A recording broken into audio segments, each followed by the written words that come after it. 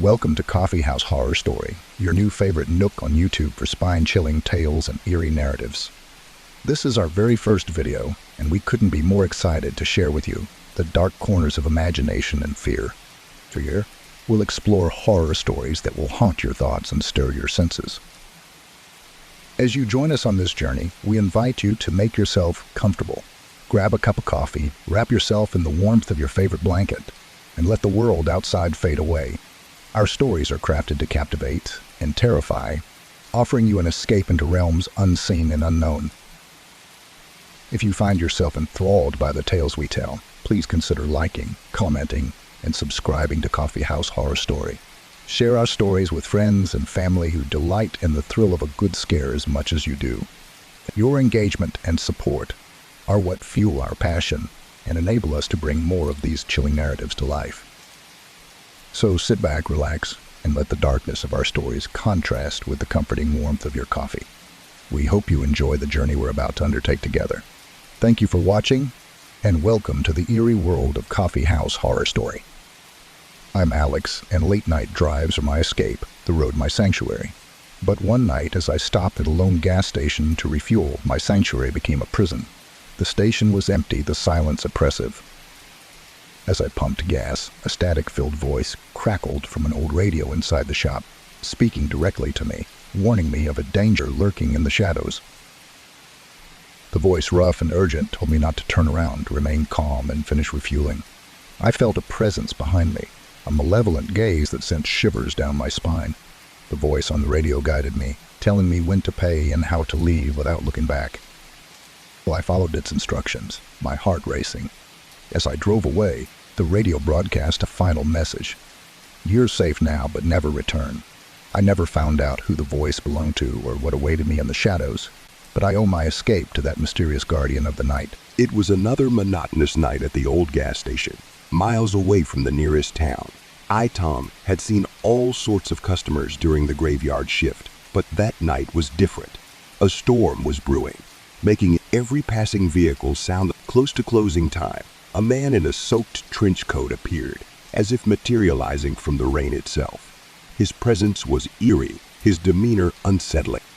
He paid for his gas with coins that felt like relics from a bygone era.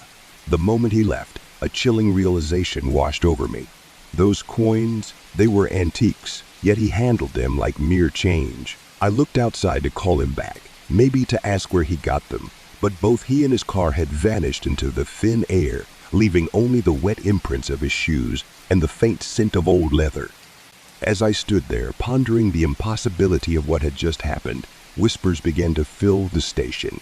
They seemed to come from nowhere yet everywhere, speaking in tongues I couldn't understand. I searched around, thinking maybe the wind was playing tricks on me, but the sensation of being watched grew strong. The rest of the night, I was haunted by the feeling that something from another time had crossed paths with me. When dawn broke, the whispers faded and the storm cleared, but the memory of that night lingered. I couldn't shake off the feeling that the man in the trench coat had brought something with him, something unseen that stayed behind long after he'd disappeared. My name is Emily, and I've always been fascinated by the paranormal. That fascination led me to a gas station rumored to be haunted, situated at the edge of our town. The place was unremarkable at first glance, but then I noticed the old, ornate mirror hanging behind the counter. Curious, I peered into it, expecting my reflection. Instead, I saw another face staring back at me, a face twisted in horror. The reflection mimicked my movements, but its expressions were grotesque, filled with fear and warning. I stepped back, but the figure in the mirror reached out, its hand pressing against the glass. A cold fear gripped me as I realized this entity was trapped, trying to communicate through the only means it had. The mirror shattered suddenly, the figure's scream mingling with the breaking glass. I left the station in a hurry. The image of the trapped soul burned into my memory. That night, I learned that some mirrors don't reflect our reality but rather serve as windows to another, far more terrifying world. Each of these stories weaves a tale of the unexpected and the unexplained, rooted in the seemingly ordinary setting of a gas station, a place where the veil between our world and the unknown can grow perilously thin. My name is Mike, and curiosity has always been my driving force. It led me to a decrepit gas station on a forgotten highway during a cross-country road trip. The place looked abandoned, but the sign said, as I pulled up to the pump, I waited for service, but no one came. The silence was eerie, broken only by the soft hiss of the wind. Deciding to investigate, I entered the station. It was like stepping into a time capsule with dust-covered shelves and products decades old. Then I heard it. The sound of someone humming an old tune, a melody that seemed to come from the walls themselves. I called out, but the humming continued, unbothered. Following the sound, I found myself at the back of the station where the air grew colder and the atmosphere felt charged with anticipation.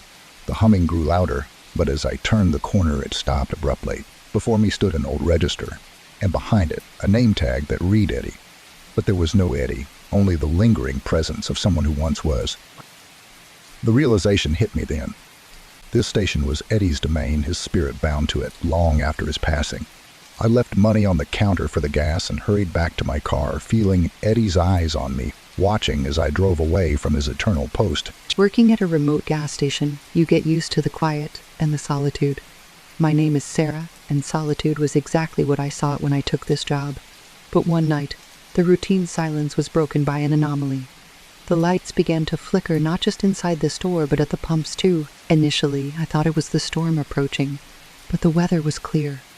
As I investigated the lights, trying to find the source of the problem, I felt a sudden drop in temperature. The air grew thick, almost suffocating. Then I saw it. A shadowy figure moving just beyond the edge of the light. I called out, thinking perhaps someone needed help.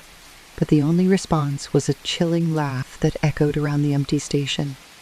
The figure seemed to be playing a twisted game of cat and mouse, appearing and disappearing with each flicker of the lights. I retreated inside, locking the doors, but the laughter followed, resonating from the walls themselves. That night, I wasn't alone. Something was with me, something that enjoyed my fear. When morning came, the light stabilized and the figure was gone, but the laughter left a mark on me. I can still hear it sometimes, in the quiet moments just before the lights begin to flicker.